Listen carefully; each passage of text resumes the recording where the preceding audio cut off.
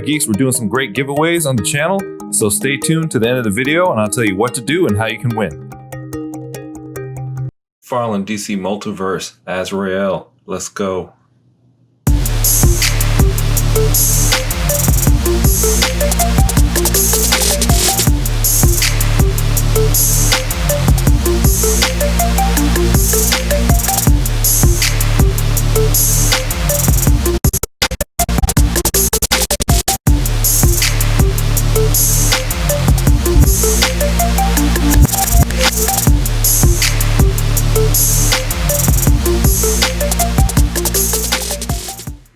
Alright, so if you don't know who this guy is, you should really check him out. I don't want to give any spoilers. He's had different incarnations through the DC universe, but for the White Knight storyline in particular, which actually just finished up a couple months ago, it's really, really interesting twist. And now it's not a mainline DC story, so they can take liberties and go way out there where they haven't gone before, and it really pays off. So check it out if you can. Alright, you see the side of the box has Azrael, Batman, Curse of the White Knight. In the front view, typical fashion, you can see he's got his flaming sword accessory.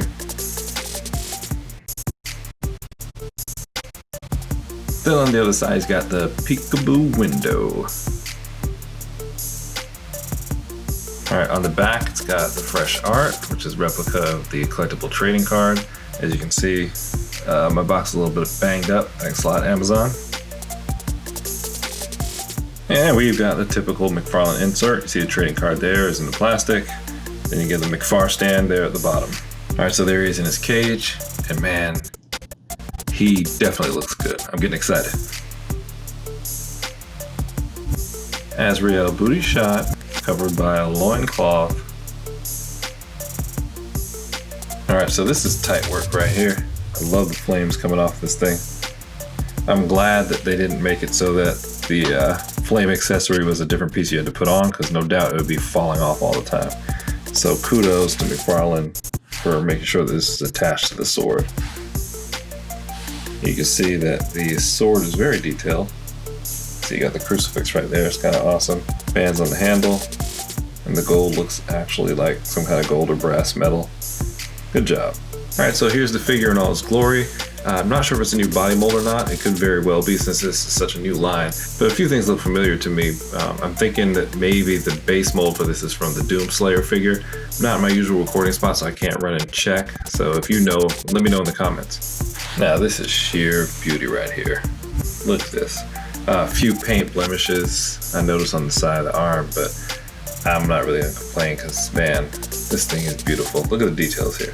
I love how these, I don't know, not capes, but strands go up. And then they got the gold like feather pieces going into them. His hood is nice and detailed. I like the gold outline. I mean, it's just really, really painstakingly immaculate in my opinion. This guy looks fantastic. All right, mid-level you see he's got the chain around his waist. He's got the metal coverings on his glove. His fingers have a little bit of gold around the thumbs. And here he has this belt that loops around his waist and then comes down the front. And his loin cloth, I guess we can call it, or tunic, is there. It's very soft rubber, you can move it.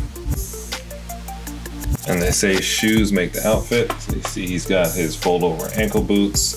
You see that his, I'll call it cape. His cape shards and the loin do come down almost to his ankles. Alright, so taking a look from behind, you see he's got pretty smooth paint in the back. The joints for some reason are really glossy compared to the rest of it. I don't know what that's about. In the back he's got his belt with this gold piece here and the gold chains looping around it. Then this is the top shoulder area. You see that gold armor comes across his back. Looks like a little cross in there. He's got a gold plate on top. That's where the tunic attaches. Pretty good. Then around his arms, you see he's got tethered material there. So highly detailed figure. This is great for 19 bucks. Look at that face. That face. God, this bad boy is tight work. kudos McFarlane. Alright, so on to articulation. Let's look at his head. We get a full 360. Oh, yeah, we do. And this hood is quite rubbery. It's like latex, so it's nice and soft. Let's see. Does not look back a lot. Does look down a bit. You can see that from the side. And put his head straight up. And lean, see, doesn't lean back that much. He does give that head lean, like he's like, yo, you just gonna eat the last piece of pizza, man. So even though the hood is not attached to the outfit at all, they did make it long enough so when you turn and lean his head, it doesn't show the hood coming up, so it looks like it's part of the outfit. That's great. You can see his neck flares out right there. So that's a good cover up. I like that. So the arms go almost as high as the shoulder, and be careful with yours. This arm pops off at the bicep really easily. I mean, I was just putting it up and it popped off. But I mean, I guess that's good if you're doing kit bashing, because with the Marvel Legends, it's really hard to get stuff like that off. But man, that arm just popped off like it was a Build-A-Figure. And I didn't notice this before. There's some chip paint here. You can see the red and the gold. That's cool. So the elbow joint does have a single elbow joint. You can see you only get that 90-degree angle there, so that's disappointing. Posability limited. Now assuming because the bicep pops off, you get to 360 at the bicep. Yeah, you do get a 360 at the bicep. Yeah, it does have that different butterfly joint, that arm socket butterfly joint that McFarlane uses, but you don't get a lot of range out of it. This is as far back as you can get it to go, then in, so I don't even know the point of that joint. Alright, so the hand are on a pivot joint at the wrist. You don't get a lot of range there, as you can see. That's as far forward as I can get it go. Then I can pop it back up, but does not really want to pop back. There's no forearm swivel at all. Same 90-degree single joint on the other side. Maybe McFarlane will move to double joint soon, please. Alright, so the torso is on a rocker, so you can rock to the right, rock to the left, go all the way around. And the waist is also on a rocker, and you do get a lot more range with that. It's one thing I do like about the McFarlane figures.